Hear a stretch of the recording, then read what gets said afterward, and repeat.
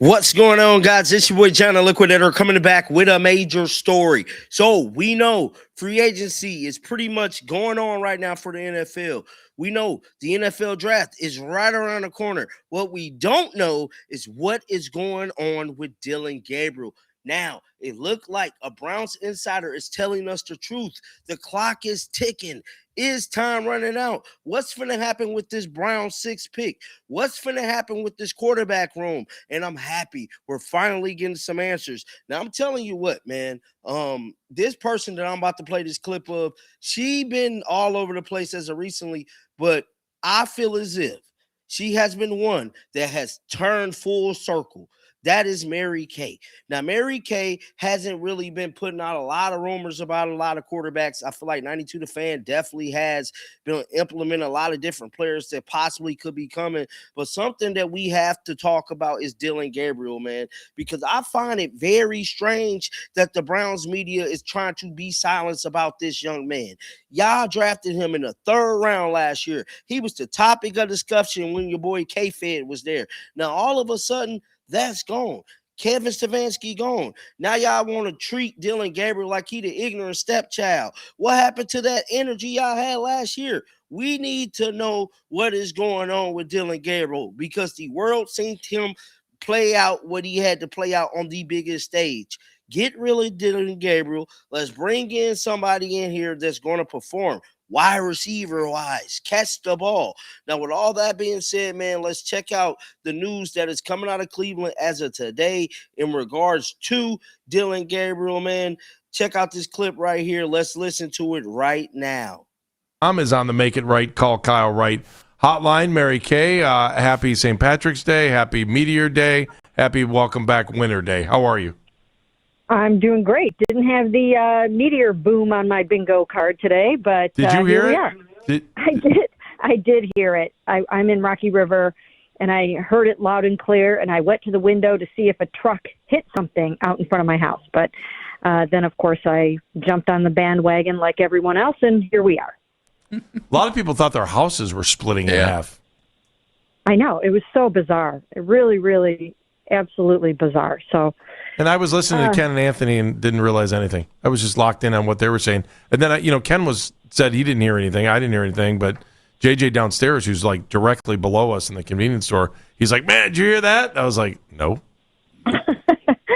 I know. It's bizarre. I've talked to a few people that didn't hear anything, but mostly everybody that I've talked to today heard the same thing. What I thought it might have been was the signing of Kirk Cousins, but apparently that didn't make much noise, huh? Oh, my goodness. That's a good one. Thanks. Is that guy going to sign anywhere, and is he going to be anybody's starter? Arizona? He's not coming here, is he? No, I don't think he's coming here. I think if they add a quarterback at this point, it will be a young developmental quarterback. I don't even really think that they're in the market anymore. If they even really were in the market for a veteran, I don't really think that's in the cards right now. I think we're at the point now where if they add a quarterback to the room, that it will be a developmental player from the draft. Why do you think that they were both so adamant, Andrew Berry and Todd Monken, when they talked about the external veteran options and adding one? Well, you have to explore every avenue when you're trying to upgrade the most important position on the team. So they have to say that, and they have to do that. But when push came to shove in this free agency period, Malik Willis wasn't coming here, and that wasn't going to happen. He was always destined to go to Miami. The price tag was going to be too high, and then there were extenuating circumstances, and the biggest one was the fact that his agent also represents Deshaun, and his agent understands that this is Deshaun's big chance to get his career back on track, to try to go out and win this starting job here in Cleveland, and I don't think he wanted to pit those two guys against each other. Do they make a move here? Do they get a Jeff went through the list of when Andrew Berry normally makes his when he makes his trades for wide receivers, and we're right in that window right now. Well, Andrew will do whatever it takes to upgrade the roster. So he will continue to look for opportunities. I don't know whether or not something will actually come to fruition before the draft, but he will definitely continue to look for chances to bolster the offense. So, we'll have to see how that goes, but I don't think anything is imminent right now. Mary Kay, are you still thinking they add a veteran wide receiver of some sort? There's still some guys in free agency. Juwan Jennings is out there, Stephon Diggs, Tyreek Hill. If you're looking to add a guy who's got a resume, you can do that, or a trade along with somebody they'll draft. I don't know about that. I really don't know if that's what they're thinking. I think more so than anything right now, they're probably more focused on the draft.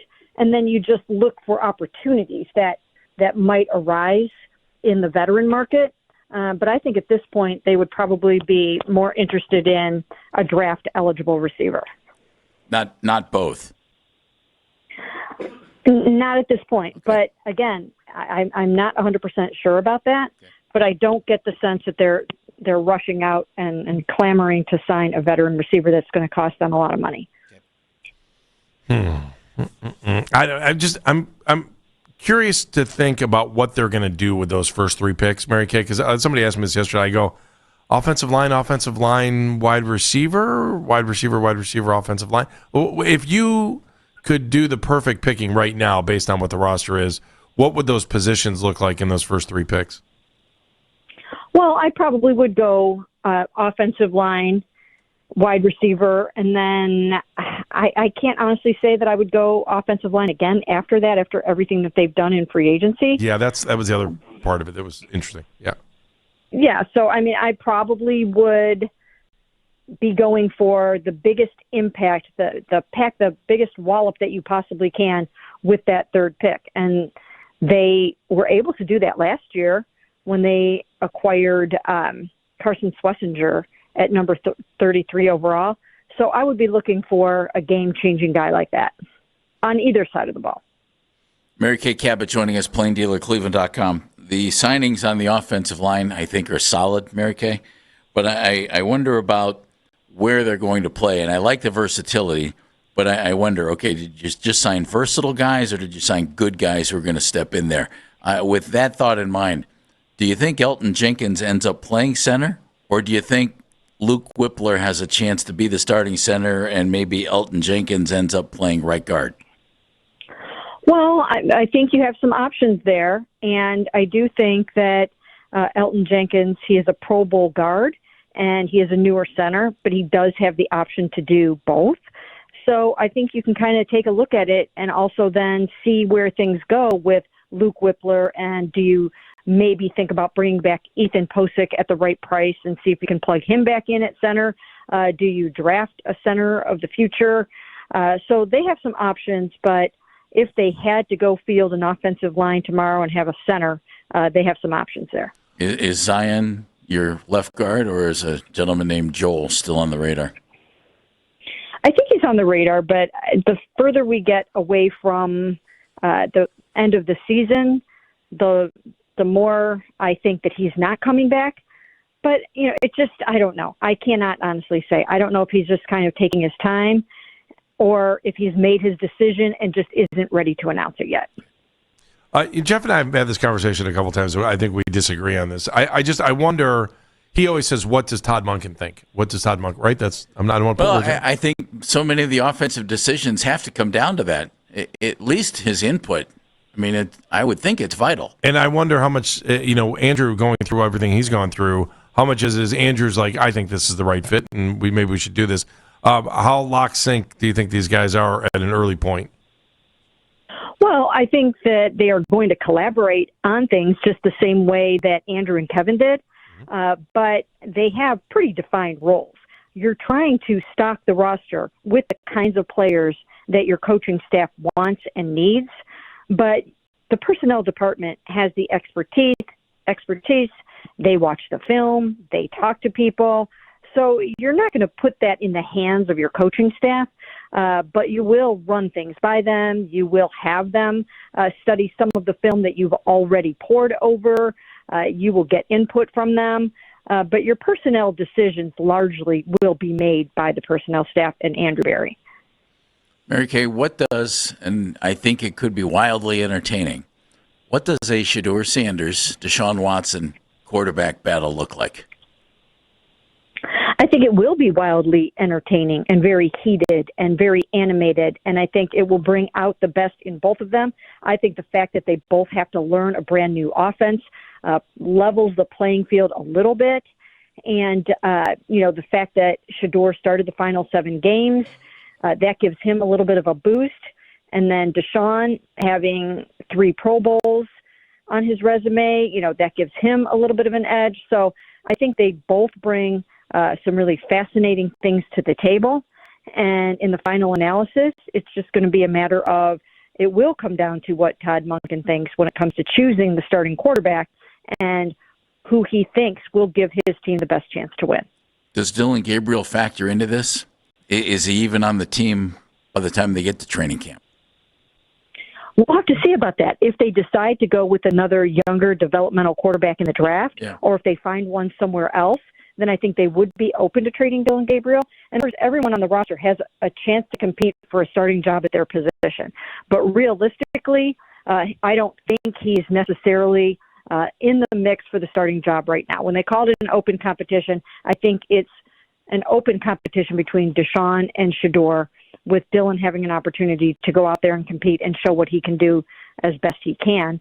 But I think that they would be open to trading him if they find someone else. I know this is weird to say in a guy's second year, but is it for Shedeur? Is it starter or bust, or I would say starter or trade?